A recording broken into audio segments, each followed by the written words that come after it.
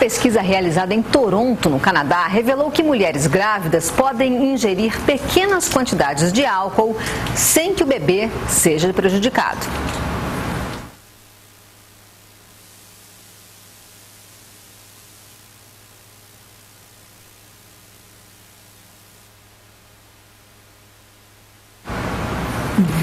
Bom, para falar sobre esse assunto, sobre essa pesquisa, a gente está aqui nos nossos estúdios com um professor e também ginecologista e obstetra, doutor Maurício Barbour Cheim, que vai tirar nossas dúvidas sobre essa pesquisa.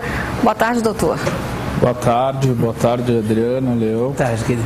Doutor, a gente teve aqui um problema, então só podia explicar exatamente o que definiu essa pesquisa? Adriana, você disse bem. Essa é uma pesquisa que foi realizada no Canadá, na Universidade de Toronto, no Centro de Dependência e Saúde Mental de Toronto. Esse é um centro bastante conhecido, bastante renomado na América do Norte. E o objetivo dessa pesquisa foi levantar nos últimos anos o que existe na literatura médica de evidência sobre álcool e gravidez. E o que eles encontraram foi o seguinte: numa revisão da literatura médica de 1980 a 2009, levantaram 36 estudos bem realizados sobre o efeito adverso do álcool na gravidez, buscando aí se o álcool poderia causar baixo peso ao nascer ou mesmo trabalho de parto prematuro. E o que eles encontraram foi: talvez isso tudo esteja relacionado à dose utilizada na gravidez. Então, a grande pergunta que o estudo deixa é a seguinte: será que o efeito adverso do álcool, que já é um efeito conhecido, ele é dose dependente? Será que aquela gestante que vai tomar um chopinho no fim de semana, que toma meia, uma taça de vinho por dia, vai ter os mesmos efeitos adversos do álcool que aquela gestante que toma de 2 a 3 copos por dia? Então, o estudo conseguiu demonstrar que essas coisas são diferentes. Essas pacientes são diferentes e o efeito do álcool é diferente. Quem toma menos álcool terá menos efeitos adversos. Ou seja, ou nenhum. Não está defendendo que se tome o álcool. Não, de maneira alguma. Causa menos problemas, De maneira alguma. O estudo não defende que se tome álcool na gravidez. O álcool, ele continua como algo proscrito na gravidez, principalmente nos primeiros 3 meses, no primeiro trimestre, onde pode inclusive levar ao abortamento. Agora, vendo isso que você estava falando e a matéria, eu fiquei pensando no seguinte: a gente fala muito da mãe, né? E o pai que ingere álcool, normalmente é assim, é o homem que ingere álcool costumeiramente, ele não prejudica esse bebê? Na formação desse bebê? É que aí o mecanismo prejudicial é outro, né? Quando a mãe ingere álcool, o álcool chega na circulação sanguínea da mãe e imediatamente passa através da placenta para o feto. E o feto é atingido pelo álcool, o álcool promove um aumento de radicais livres no feto e atrapalha a multiplicação celular do feto, podendo levar inclusive a algumas malformações, como a síndrome alcoólica fetal.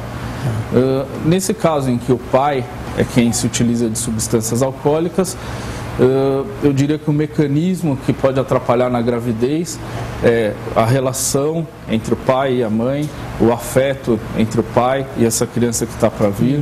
Então, aí entra uma questão emocional, uma questão de estímulos sensoriais. Realmente na formação do feto, não atinge nada? Na formação, não. O alcoolismo, ele pode eventualmente até levar à infertilidade masculina. Mas ele raramente vai levar a alguma malformação no espermatozoide do homem. Agora vamos dar aqui uma pausa, porque então vamos assistir a reportagem do Bruno Bernardi.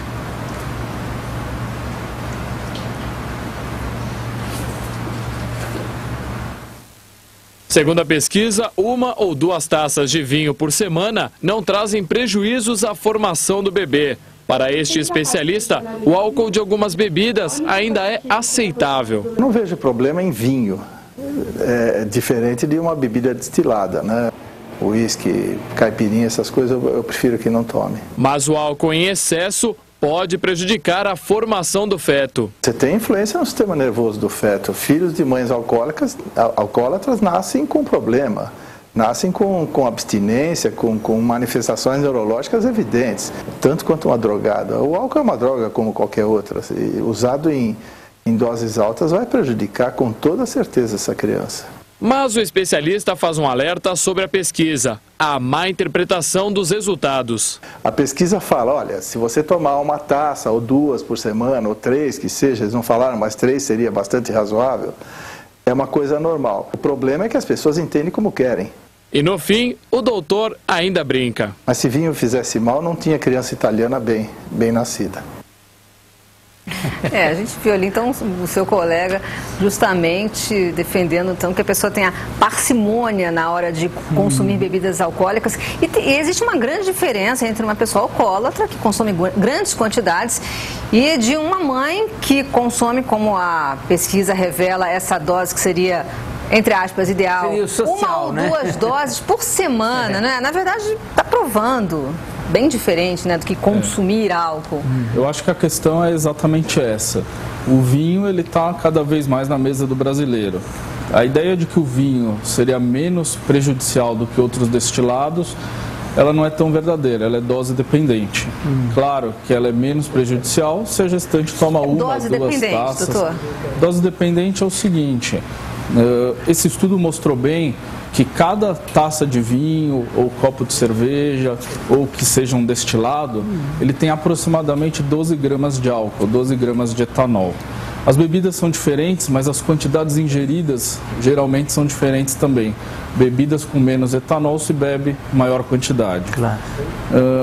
Então, o que a pesquisa tenta mostrar é o seguinte, gestantes que usaram até 1 taça por dia, seja de vinho ou de outra bebida alcoólica, não apresentaram nenhum risco adicional à gravidez. Enquanto que gestantes que se utilizaram de 3 ou mais copos ou taças por dia apresentaram um risco até 23% maior de trabalho de parto prematuro de crianças com baixo peso ao nascer. O problema do álcool e gestação é um problema bastante conhecido, não só no Brasil, mas no mundo. Estima-se hoje, a Organização Mundial de Saúde acredita que 12 mil nascimentos por ano são de bebês mal formados com síndrome alcoólica fetal devido ao abuso de álcool na gravidez. O que é essa síndrome exatamente, doutor? Essa síndrome é uma condição irreversível, congênita, onde a criança nasce com defeitos crâniofaciais, então com lábio superior mais fino, nariz pequeno, ausência do sulco nasal, a criança nasce com uma distância aumentada entre os olhos, chamado de hipertelorismo, nasce ainda com microcefalia, que é o perímetro cefálico diminuído, e essa criança não só tem alterações físicas, pode ter alteração cardiológica e renal, mas essa criança tem também alterações comportamentais e cognitivas. Essa criança vai ter déficit de crescimento, seja no intraútero ou no extraútero, vai ter déficit motor, déficit psicológico e inclusive social. Agora, doutor, a sua experiência como médico mostra que é isso mesmo, quer dizer, porque às vezes a pesquisa é uma coisa e a realidade é outra. É isso mesmo? A realidade é essa mesmo. Gestantes que consomem álcool de forma social, em pequenas quantidades, a gente não, é como o doutor disse. Fez até a brincadeira lá, então criança italiana não Os ia italianos ser estão aí inteligentes e saudáveis, né? Agora, o que a gente vê é aquela mãe que realmente consome álcool em excesso, sem dúvida vai prejudicar seu bebê. O pior de tudo isso, né, doutor, é que muitas vezes a mulher está grávida e não sabe. E aí consome... O que eu acho também esquisito, uma mulher que esteja grávida e não saiba, né? Mas não é não, Leão. Não. Eu sou mãe, eu sei bem como é que é isso. Isso acontece e o interessante é o seguinte, o excesso de álcool no início da gravidez, naqueles primeiras 2, 3 semanas após a fertilização do óvulo, quando a mulher ainda não sabe que está grávida, é aquele período chamado de tudo ou nada. pode até ser que essa mulher evolua para um abortamento por conta do álcool. Se isso não acontecer, provavelmente o álcool não afetou a criança e ela se desenvolverá de forma normal. Quer dizer que o seu conselho, então, também para aquelas mulheres que estão pensando em engravidar, mesmo que não tenham tanta certeza, para ficar longe, bem longe do álcool, porque os problemas são maiores logo no início. Doutor, muito obrigada pela sua presença aqui. Obrigado. Boa tarde.